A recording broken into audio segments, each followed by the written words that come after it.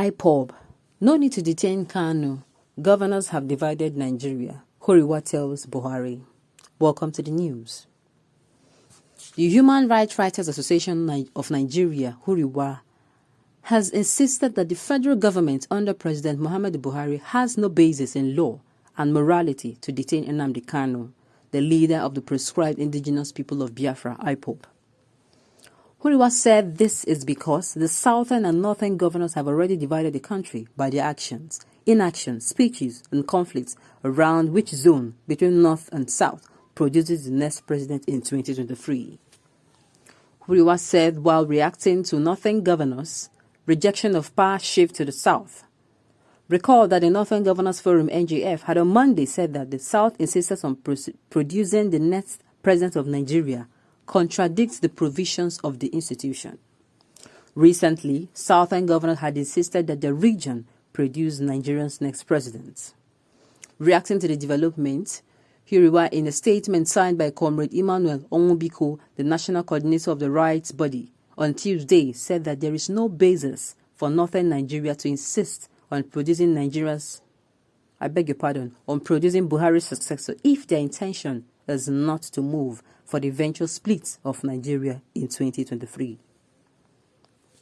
The statement read in part, "We are ever more convinced beyond the shadows of doubt that the actions, inaction, speeches, threats made by governors of the North versus South have shown that Mazi Nnamdi Kanu and his unarmed indigenous peoples of Biafra, IPOB, are prisoners of conscience, and the members and leaders of this otherwise proscribed IPOB must be released immediately, since even the governors who are exercising constitutional powers are saying those same divisive sentiments and positions expelled by IPOB. In fact, the governors are terrorizing the peace of Nigeria by failing to peacefully agree to the transfer of presidential power from the north to the south in 2023, which is irreducible minimum condition precedent for Nigeria to remain as a united entity beyond 2023. The arguments and actions of the governors, the president, and the northern-dominated appeal courts on the collection of the value-added tax shows that the presidency, the governors, and the courts are now to be categorized as function secessionists because this divisiveness and actions are stirring up tensions in Nigeria and are capable of inflaming passion and creating an uncontrollable schism between North and South, and eventually dovetail into civil conflict, which may lead to the division of Nigeria by 2023. The forum reiterates its commitment to the policies of equity, fairness, and unanimously agreed that the presidency of Nigeria be rotated between southern and northern Nigeria, and resolved that the next president of Nigeria should emerge from the south. Rotimi Akeredolu, Ondo State Governor, said on behalf of the Southern Governors Forum, SGF. Exactly what I've been saying. Since you are saying you cannot zone the presidency to the south to bring peace and the so-called unity that you say we have, then you yourself are shooting yourself on the foot, because you are also using that to ensure that Nigeria does not remain united. Then if this is the case, these people should leave the leader of the indigenous people of Biafra. Not just leave them alone, but the Yoruba Nation leader, leave them alone. Stop infringing on their fundamental human rights. We are in a democratic state of government, for crying out. We practice democratic system of government in Nigeria. So why would this happen? The division has already been caused. In short, the division has started long years ago. People are only having the courage to speak up now. People are having the courage. Otherwise, what would you tell me that the lopsided appointments, the nepotism in appointments, tribalism in appointments, ethnicism in allocation of funds, there will be an attack of there will be terrorism activities in the north. But when the indigenous people of Biafra raise out people that are going to defend her people from the terrorism in case it comes down to the south, what do you call them? Terrorists. And you say those ones that are terrorism people killing innocent citizens on a daily basis. In fact, it has become a norm in the northern states. You are now saying those ones are not terrorism, that in fact, the ones that are terrorists are rather those in the south, those who are protecting themselves. You have divided Nigeria in every way. The only place there is unity are on your lips. Those in government. Federal government, the only place that unity exists on your lips.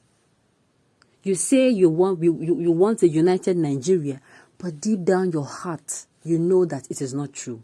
Why not allow these people go? Why not allow them go? Day in, day out, we keep hearing of one marginalization or the other, one intimidation or the other. We keep hearing if you're a common man in Nigeria, you buy a good for a particular price. You're coming the next day, the price has skyrocketed. And all those things are happening, your salary is not being increased if you're a civil servant. If you're a civil servant, your salary, I'm not even going in that. Am I even going to say, okay, you're going to say, let you hold on to this one till a better one comes? The federal government has announced it to the public that the youths of this country should not depend on them for creation of job. Which government tells the citizen that? Which government exactly? Then what is it that you are doing in government? Since you cannot handle all these things, can't you just go? It is not a do or die affair. Okay, now we are saying, okay, don't worry. Just stay. The citizens of Nigeria are saying, don't bother to leave. Just stay. We will leave for you. So peace can reign. Yet you are still vowing that peace will not reign.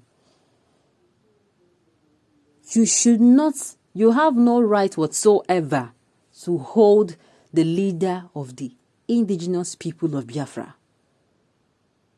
If there is no marginalization, if there are no terrorist attacks, if we don't have bandits, if we don't have ISWAP, if we do not have intimidation, if we do not have marginalization, if there is no tribalism, ethnicism, nepotism, favoritism in our system of government, I do not think those agitating will agitate.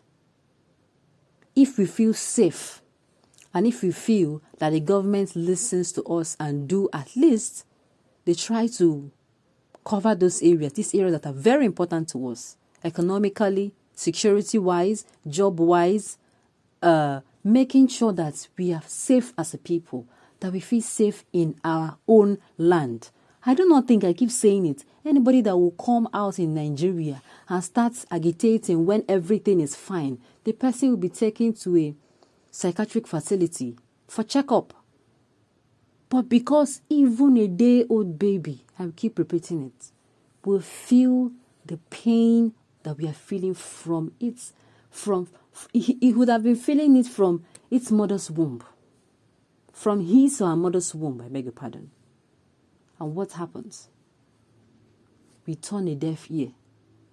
The only thing that will ensure peace,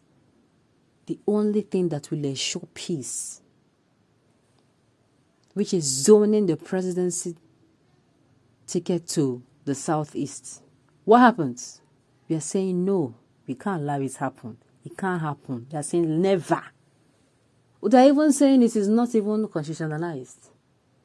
And I keep asking, is anything constitutionalized? Nothing. 90 to 95% of whatever it is that is being done by the federal government is not constitutionalized. You keep borrowing funds, plunging this nation into debt. We say we are not saying we leave. Since you do not want to leave, fine, let us go. Problem. You are saying we cannot go, yet you do not want to adjust anything that is going to make us stay. You are making the house too hot for us to stay, and yet you want us to stay. This is rather sad. This is unfair. This is injustice at its peak. No citizen of any country will be happy in this state. The same thing we are doing. In fact, if this happened in any, and I repeat, any developed country, it can't even happen. It cannot happen. It can't. We want a Nigeria where there is peace, where there is tranquility, where there is fairness, where there is justice for all, not just for some.